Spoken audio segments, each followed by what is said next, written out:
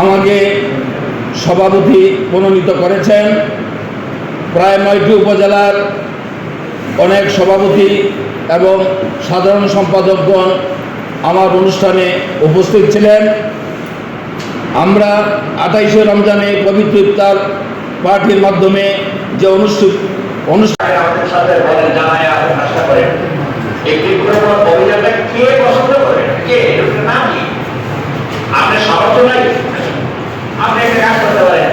আমাদের জেলায় মনে করো কাঁঠালের বেশি, আমের বেশি নিয়ে আপনি একদিন সবাই এখানে আমের বীজ দেওয়া হয়, কাঁঠালের বীজ দেওয়া হয়, তখন বলবেন যে আমাদের সময়েও 10টা সাবজেক্ট ছিল, এখনো 10টা সাবজেক্ট, যেমন বাংলা 2টা, ইংরেজি 2টা, ভূগোল, পৌরনীতি, বাকি মানে ইসলামিয়াত, এরকম সাবজেক্ট আছে 10টা, আর 2টা হলো অপশনাল। 10টা কম্পালসারি, 2টা অপশনাল। স্কুল এবং কলেজের কথা বলছি।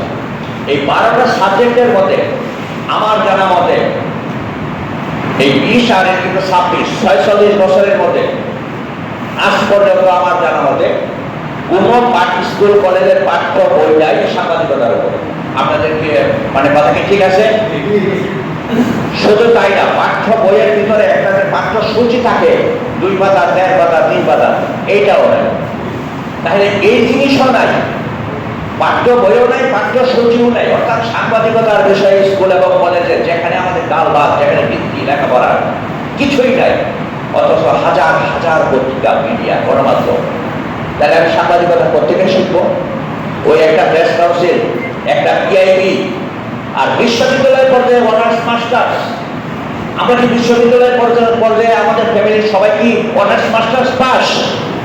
আমাদের লেখাপড়াটা হইল school pass, college pass, matric fail, আইএল। এই তো আমাদের